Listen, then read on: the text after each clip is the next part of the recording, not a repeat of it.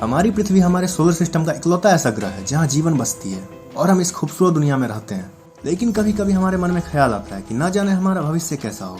क्योंकि अगर हम आज से 10 साल पहले की बात करें तो आप इस तस्वीर में देख सकते हैं। एक तस्वीर में आज से 10 साल पहले की, जब एक मेमोरी कार्ड का हाईएस्ट स्पेस 128 MB की होती थी, और वहीं आज के एक मेमोरी कार्ड की हाईएस्ट स्पेस 1 TB तक पहुंच गई है। तो आप अंदाजा लगाइए कि आज से 1000 सालों बाद हमारा भविष्य कैसा होगा। हमारी टेक्नोलॉजी कहाँ तक पहुंच गई होगी, क्या हम उस समय तक जिंदा रह पाएंगे? इन्हीं सभी बातों को जानेंगे हम आज की इस वीडियो में। वीडियो स्टार्ट करने से पहले अगर आपने हमारे चैनल को सब्सक्राइब नहीं किया है तो जल्दी से जाके कर लें। तो चलिए वीडियो को स्टार्ट करते हैं। आज से 100 सालों बाद हमारा साइंस इतनी तरक्की कर चुका होगा कि हम साइंस की मदद से अपनी बढ़ती उम्र को रोक सकते हैं और बूढ़े होने से बच सकते हैं। क्योंकि आज से 100 साल पहले की बात करें तो उस समय लोगों की औसत उम्र होती थी 30 से 35 साल। लेकिन वही वर्तमान की बात करें तो इंसान की औसत उम्र हो गई है 80 साल। लेकिन वही हम आज से 100 साल बाद की बात करें तो इंसान की औसत उम्र हो जाएगी 150 से 200 वर्ष की। ऐसा इसलिए संभव हो पाएगा क्योंकि इंसान नैनो चिप को अपने शरीर में लगा पाएंगे, जो इंसान की बढ़ती उम्र को रोक देगा।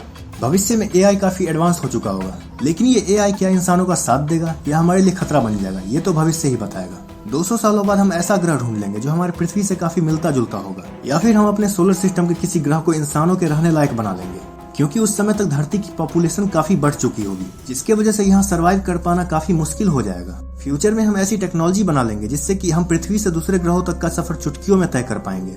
यही नहीं बल्कि उस समय तक हम कई एलियन सिविलाइजेशन से कनेक्ट कर पाएंगे और हम मिलकर कई प्रोजेक्ट्स पर काम करेंगे। अगर वो हमारा साथ दे तो 300 सालों बाद हमारे धरती से मैक्सिमम पेड़ पौधे मिट जाएंगे, जिससे कि कार्बन डाइऑक्साइड की मात्रा काफी हद तक बढ़ जाएगी और यहाँ सांस लेना मुश्किल हो जाएगा। कार्बन डाइऑक्साइड बढ़ने के कारण कार्बन समुद्र के पानी में मिल जाएगा, जिससे कि समुद्र के सारे जीव मारे जाएंगे, सिर्फ जेलीफिश को छोड़कर। क्योंकि जेलीफिश को तब तक नहीं मारा जा सकता जब तक कि उसे कोई दूसरा अपने हाथों से न मार दे। ऐसे में जो वैज्ञानिक धरती पर रह रहे होंगे वो ऐसी डिवाइस बना लेंगे जिससे कि ऑक्सीजन को जनरेट किया जा सके और कार्बन डाइऑक्साइड को खत्म कर सके।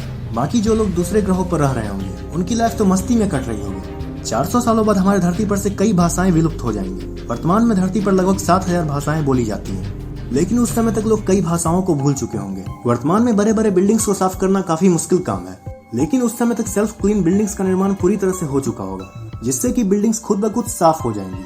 500 सालों बाद हम धरती के चारों तरफ आर्टिफिशियल रिंग बनाकर उनमें रहने लगेंगे, क्योंकि उस समय तक फिर से जनसंख्या काफी बढ़ चुकी होगी, जिससे कि अदर प्लैनेट्स पर भी जनसंख्या काफी बढ़ जाएगी।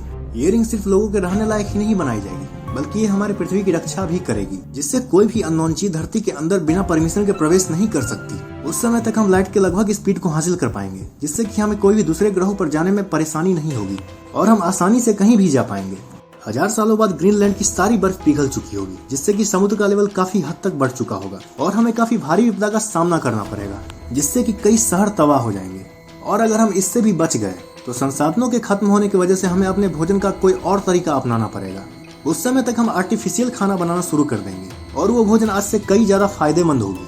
1000 सालों बाद हम सिर्फ इंसान नहीं बल्कि मशीनी इंसान कहलाएंगे। ऐसा इसलिए क्योंकि उस समय तक हम मशीनों को अपने शरीर के अंदर मर्ज कर लेंगे। उस समय तक साइंस इतना विकसित हो चुका होगा कि हम अपने मर्जी से अपने दिमाग के किसी भी डाटा को डिलीट कर पाएंगे, और अगर हम अपने किसी भी डाटा को सेफ रखना चाहते हैं तो उसे किसी भी हार्ड डिस्क में सेव कर सकते हैं। अब अंत में हम बात करते हैं 22,000 साल बाद होने वाली घटना के बारे में। 22,000 साल बाद चेरनोबिल एक्सप्लोजन वाला रीजन फाइनली खतरनाक रेडिएशन से मुक्त हो जाएगा, जहां पास्ट में न्यूक्लियर प्लांट में एक्सप्लोजन के चलते पूरे शहर में रेडिएशन फैल गया था और वहां रहने वाले जितने भी लोग थे वो उस रेडिएशन के चलते मारे गए, और जो लोग बच गए उन्हें काफी खतरनाक बीमारियों का सामना करना पड़ा। इससे पता चलता है कि रेडिएशन हमारे लिए कितना खतरनाक है, जिसे उस जगह से पूरी तरह से नष्ट होने में 22,000 सालों का वक्त लग जाएगा। अब अंत में हम आते हैं अपने वर्तमान काल में। आपको यह सफर कैसा लगा हमें कमेंट बॉक्स में जरूर बताइएगा, और अगर इस वीडियो पर अच्छा रिस्पॉन्स रहा तो मैं इस वीडियो का पार्ट 2 भी लाऊंगा, जिसमें हम धरती के खत्म होने तक के सफर पे जाएंगे। तो इस वीडियो को लाइक और अपने दोस्तों के साथ शेयर कर देना, और अगर चैनल पे नए हो तो चैनल को सब्सक्राइब कर लेना। तो चलिए मिलते हैं अगली वीडियो में।